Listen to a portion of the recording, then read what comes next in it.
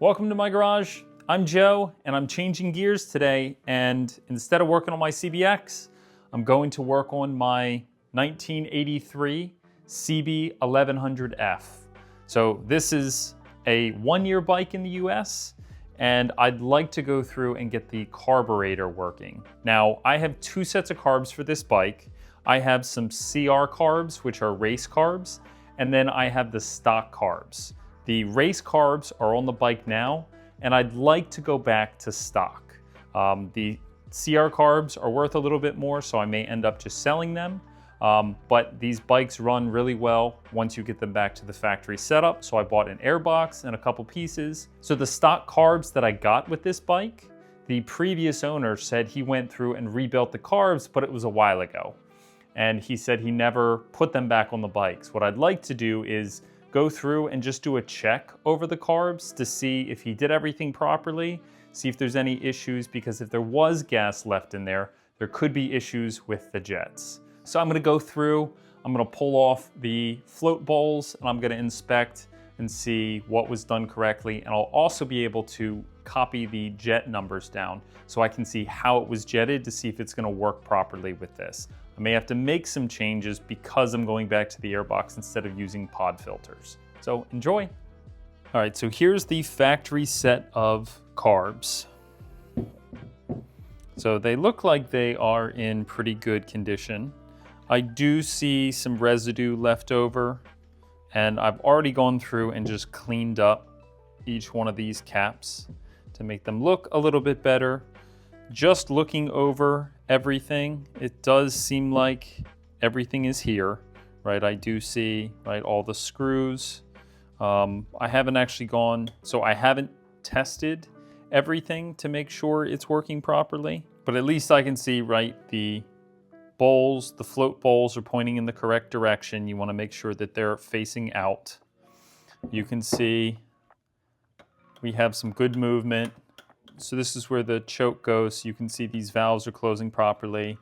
I can go in here. Some of these are not moving as well as I'd like them to. So this one is sticking a little bit. So I have to take off these caps and I'll clean them. But the float bowl and everything in them is very important because this is where the gas is going to sit. So let's open up one of them and we'll inspect to see if gas was actually left in here or not. So the hardware looks like they're in good shape.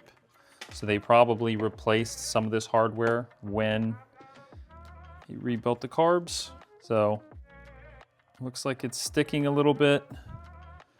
All right, so there is some gunk and residue. So this leads me to believe that there was gas that was left in these float bowls that was not drained properly because you have this sludge in here. So we can probably reuse this gasket. It doesn't look like it has any damage, but I'm gonna clean off in here, and then we can take a look at each one of these jets and the floats, and then we can pull off this air fuel mixture screw. So let's try and get this gasket off first.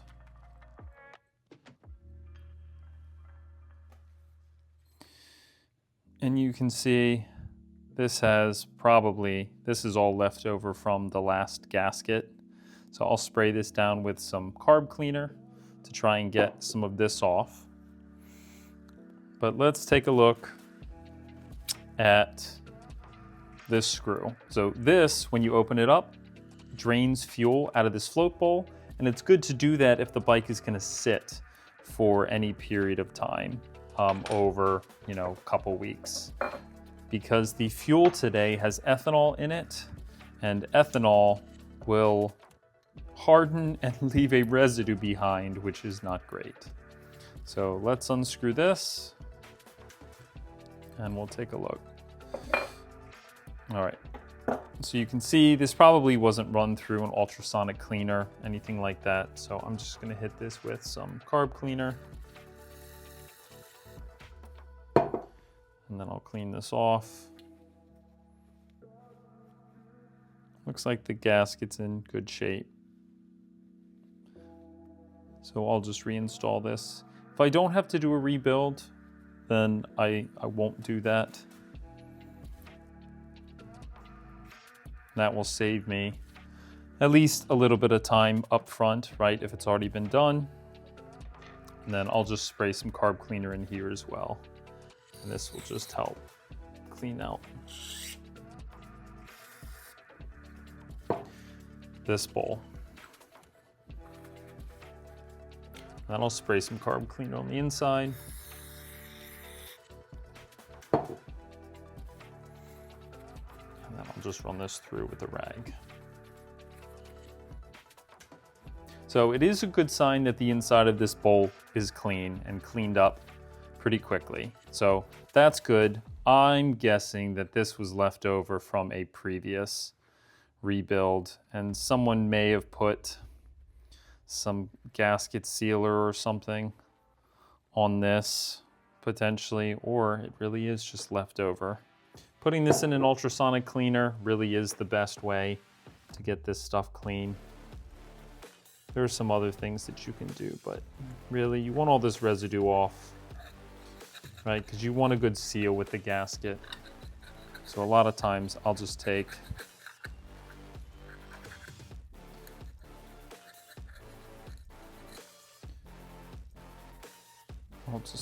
this and I'll scrape it around. See, especially stuff like this, right? Because this is where it's supposed to seal, right? So you've got the gasket that fits in this area, and then any of this is supposed to contact and seal. But if this stuff is left over, then it could actually cause it to leak. And taking the carbs off is not a fun task. So you want to keep the carbs as clean as possible. Because when the carbs are clean, then the bike runs well. So I'll go through and clean the rest of that. All right, so let's take a look at the float. So I will push this out. May actually be easier to go from this direction. So I'll pull out this little pin, and I can remove the float. And then I've got the float needle here.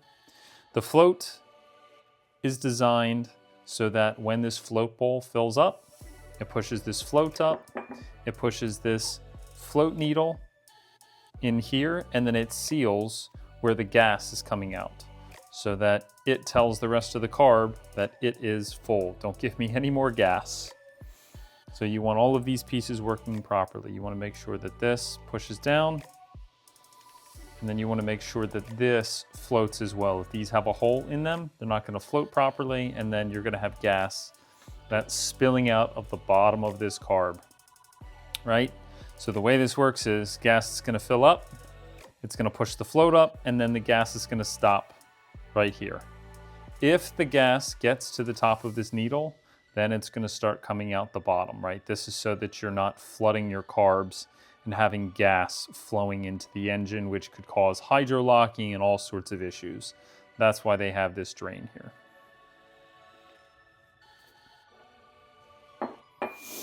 So now let's pull out the jets. So this looks like it has two jets. So we'll pull out this one first, because this is probably the main jet.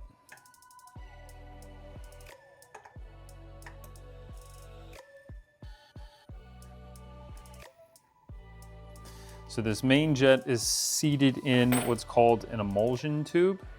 So this has a couple little holes where fuel can go through. And then what we do is we just look down the jet and we make sure that it's all clean. So these are typically not plugged unless the carb is in really bad shape. So I can see through this fine. So we've got no issues there. I can run a quick little carb cleaning. And let's pick a smaller one. I can run a quick carb cleaning brush through this.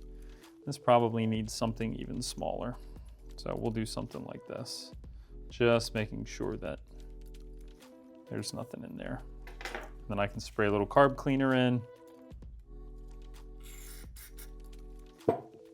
Right, just to make sure we're clean. We can do it just like that. right? So this looks good. But what I'll also do is I'm going to write down this number. So it's a little difficult to see, but this says 124. So that's the size jet. And this does not have a Cayenne logo on it. So it means this is an aftermarket jet, right? This is not a stock jet. Usually you'll have a little K that's etched into the side, and that's how you know it's made by that company. You have to be careful with these aftermarket jets because this 124 may not actually mean it's 124. This could be a measurement from another company. So it's always good to double check those things, but this should be ready to go back in. So I'll just screw this down and then I'll snug this up. You don't have to torque this down, right? That jet's not going to come out. So that was the main jet. So now let's pull out the slow jet. And this slow jet is part of the idle circuit. So this is what allows the engine to idle properly with the correct amount of gas, along with a couple other things like this air-fuel mixture. So this jet's going to be smaller. And you can see, and this is actually, let's clean this off real quick. It'll make it a little bit easier for me to see. These are the jets that typically get clogged because they are so small. So I'm looking through that and I can see through it, but it's very faint, which probably means there's a little bit of debris in there. Looking through the side of these, they look okay. So I'm going to spray through here.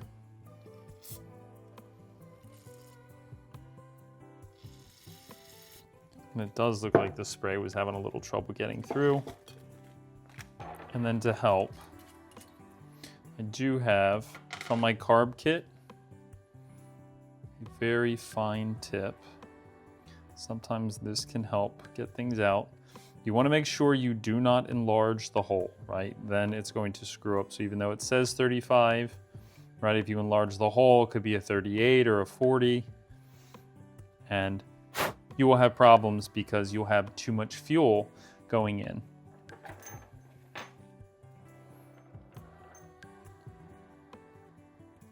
So I'm gonna see if there's any way I can force this through. I can just sit this in carb cleaner. So I'm just gonna dump this in here. Right, this way I'm not wasting it. And I'm just going to leave this submerged in the carb cleaner for a little bit. And hopefully that'll loosen up the gunk and then we'll be able to knock that out. All right, so what I'm also gonna do is clean up around this carb bank, because this has gunk on it. I can feel it and I can see it. But the inside of the carb looks pretty good, so that's promising. The next thing I want to check is this screw. So we need to pull that out. So there's 3 pieces that come out with this. There is a spring, a washer, and then there is a rubber O-ring. We need to get all of those out, and I want to make sure that they're in here and in the correct order. Now, before we do this, I want to see how far this was threaded out, because that may give me a little idea of what I need to reset these to. So it's typically anywhere from 2 to 3, but let's see. So we'll do it in half turns. So we'll go half, 1, half, 2, half, 3. Okay, and I can feel it seated. You don't want to torque these down because there is a little tip of metal that actually pushes through, and if you do that, you can damage the tip, and then it's not going to feed right. So that was 3 turns. So I'm gonna unscrew this.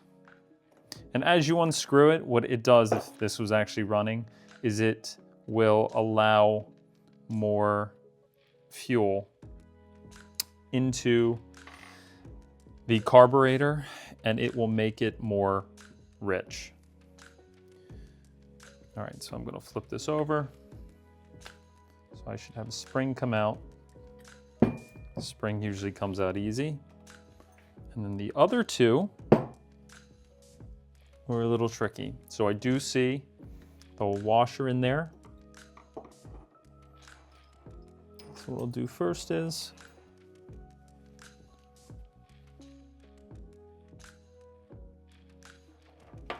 so to try and get these out, I'm going to use these brushes. I'm just going to push this in all the way, see if I can loosen this a bit. Okay, so that's still in there.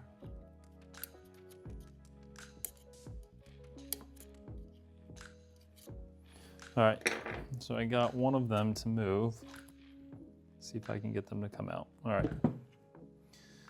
So there's the washer. I will save that. Oh, and actually, there is the rubber O-ring sitting on top. And then let's just double check that there's nothing remaining in there. Yep. So sometimes you have to be careful. If someone goes to install the screw and they don't see the O-ring, they can put an extra one in here and then it's not going to seal properly, or you have the incorrect reading, and we don't want that. All right, so let's see if this is any better than it was. So I'm going to pull this out.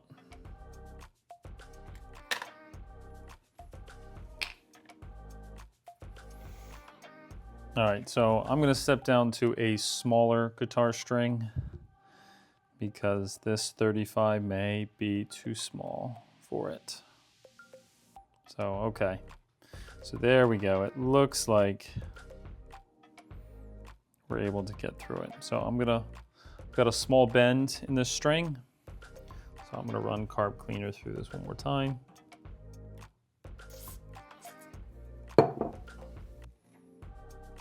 And then I'll run this through.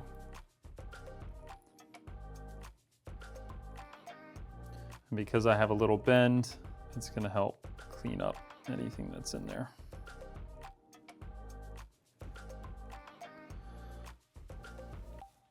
Excellent.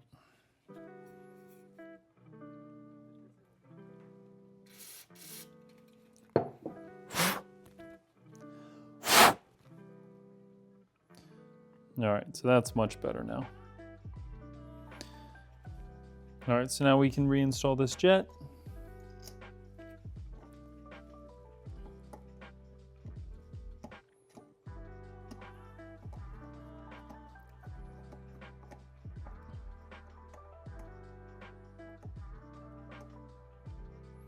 I'll screw it down until it seats. And we don't have to torque it. All right, so skipping ahead a bit, I was a little suspicious because I pulled a 35 jet out of here, but the stock Carbs are supposed to have a 38. So I'm not sure why they would go down to 35. So I ended up pulling the slow jet from the other side that is a 38. It's strange that one of these Carbs is a 38, one's a 35. There's no reason why we should be going down in size, right? We should be at a 38. So I'm gonna have to buy at least one of these slow jets. So I'm gonna check the other two and we'll see if we need more than one. Okay, here's the jet and it's a 38. All right, so that's good. Let's check this last one. Okay, we'll pull this last one off. This last one has the accelerator pump on it. So we'll just need to make sure we don't bend or lose any of the pieces here. All right, and then the last one is a 38. All right, so I'm gonna have to buy 138 for this one. And then let's double check all of these. 124, 124, 124, 124. Okay, so all of these are a little bit bigger than what they're supposed to be stock. But it looks like they at least have all the pieces to these, so I'll go ahead and order that, and then we'll go through the rest of these carbs. All right, so now I'm gonna go through the slides for each one of the carb banks. So we'll start with this one. Okay, looks pretty clean. Looks like they got spring. Right, here's the slide. There's a little bit of grime on the needle, but it looks like all the pieces are here. So I'm just going to pull off this little plastic piece. This has a couple passageways underneath. That's good to spray a little carb cleaner in.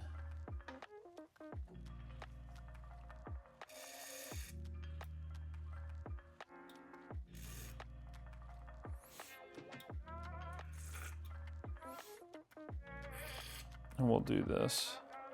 I'm gonna blow some air through it. All right, I just used my air compressor. And then I'm gonna do a little bit of cleaning. So I'm gonna spray this with carb cleaner.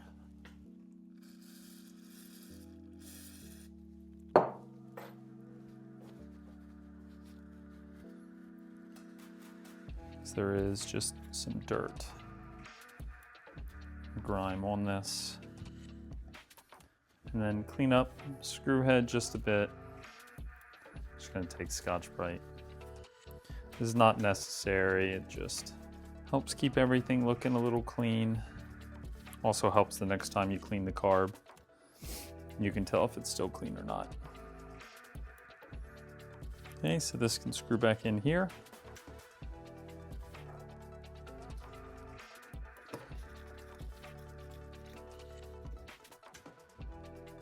Doesn't have to be super tight, just tight enough. Same thing, I'll spray some carb cleaner on this.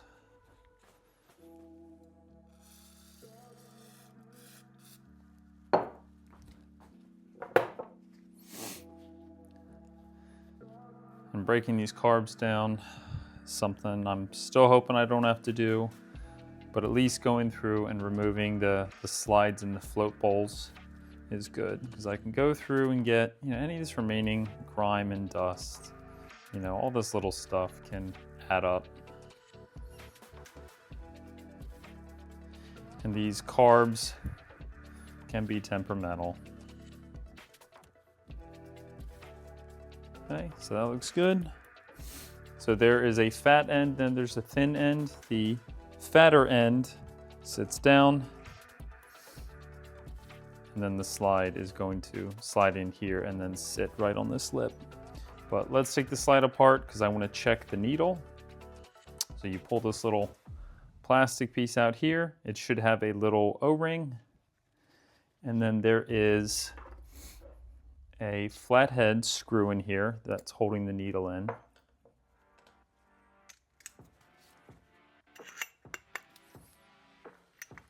So I'm going to unscrew this.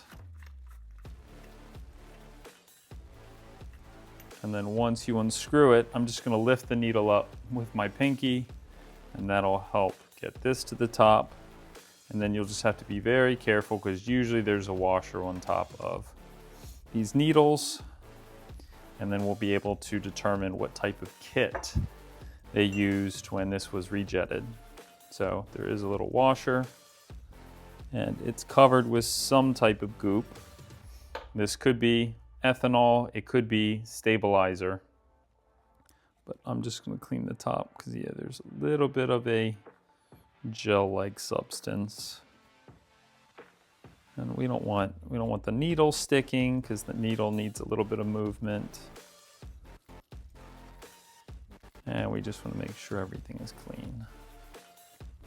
So I'll hit the needle with a little bit of carb cleaner. I just have a little bowl over here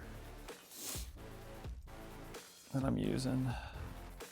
So we'll do this, Just make sure there's no residue. Sometimes there's a little ring of residue that can impact how the carb behaves, but this looks good. And then what I'm also going to note is that this clip is on the second notch from the top, and this is a DynoJet kit. Usually DynoJet has these adjustable needles. So if you want to allow more fuel in, you can move this clip down one notch, and it's going to raise the needle up just a little bit, allowing more fuel in during acceleration. So you can definitely do a little tuning, but when you make changes to one, you're supposed to make changes to all of them. All right, so needle looks good. You should also check just to make sure that the needle is not bent as well, because if you have a bent needle, it's not going to behave properly. So I'm just going to clean off this washer. That had some goop on it. And then before I put it back in, let's clean the slide a bit. So another thing that I noticed is all of these are drilled. So something that the DynoJet instructions tells you to do is to drill these 3 holes here.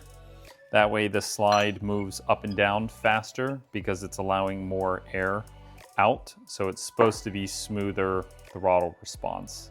I don't typically like to do that. There's a bunch of people online who are not happy with how DynoJet makes some of these motorcycles run, but everyone's different. So I'm just noting this, but we're gonna go with it because I'm not gonna try and make any adjustments to that. But I'm gonna spray carb cleaner in here just to remove any residue, because if there's anything on this, it could cause it to stick when it's trying to slide up and down. And if these are getting stuck, then you're not gonna have good throttle response anyway. So I'll just spray carb cleaner in there. And then I'm just gonna take a shop rag. I'm gonna put it in, and I'll just run it around like that. I can run screwdriver in as well, just to put a little pressure on what I'm doing. And you can see, right, there was some grime and things in there. And then I can do the same thing in here. Spray a little more carb cleaner, and then I'll run a carb brush through it. You can buy these sets of carb brushes that are really nice because they've got a bunch of different sizes. And then I'll spray carb cleaner in here one more time. Make sure that's clean. Okay, just inspect, make sure there's no damage that could prevent it from sliding properly. And then you want to clean these edges as well. Make sure they're not catching. Okay? All right. So first we got to put the needle back in. So I'll take the needle. I'll put the washer on top. And then I'm going to drop the needle down, and I'm just going to catch it with my finger. That way the washer doesn't pop off. And the washer popped off. Let's try it again.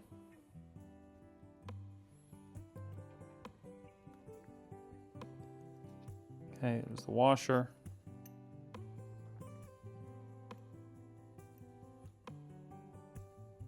Just like that.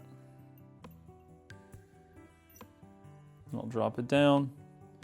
Confirm that looks good. And I'll drop that. Screw this in. Doesn't have to be tight or torqued down, just snug. Like that. And I'll just clean this a little bit. Again, carb cleaner.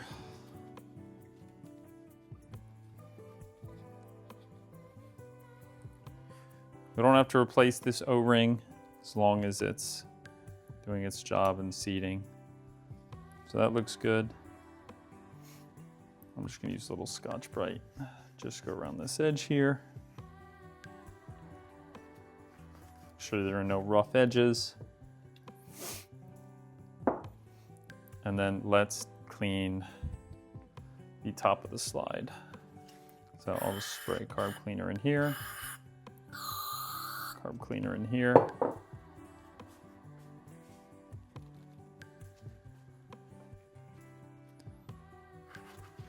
Run this around the inside.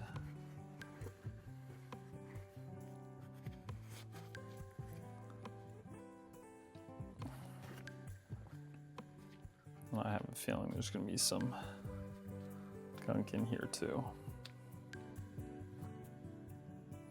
Okay, definitely some residue there.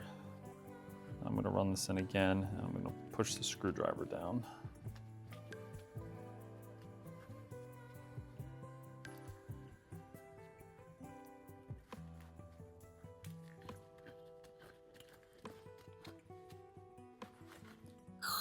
Carb cleaner again. Get out anything remaining. And then let's test this. Make sure this is sliding smoothly and it's not getting hung up on anything. And then I'll clean the spring, little carb cleaner.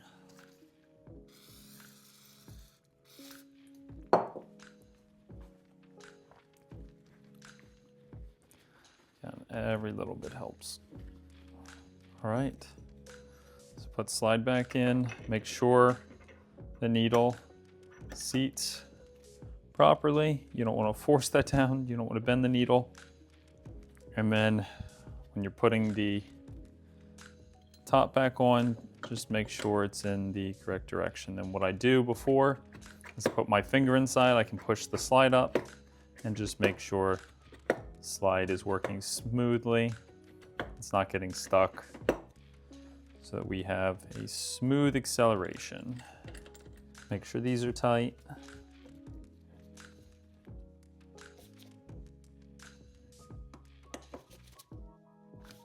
Okay, good. Now, what I also already went through and did was a bench sync of the carbs. So what I was looking at was these little dots inside each one of these butterfly valves, and I wanted to get them to the same spot. So the way that you do that, and the way the bench sync works, is you just eye it. Some people put little pins and needles and things to get them correct. So carb number 2 is not adjustable.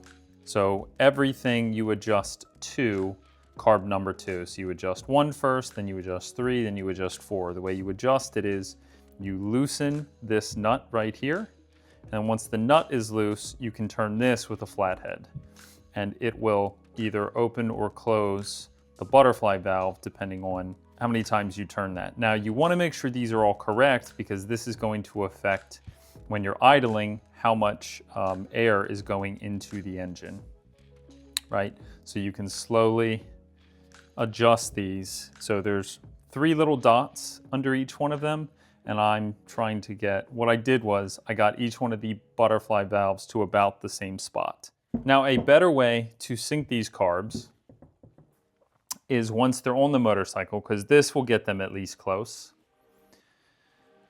Once they're on the motorcycle, and you can see these are the race carbs that I'm going to take off and replace, you've got these little screws on each one of the intakes, and you can screw in a carb balancing gauge into all 4 of these.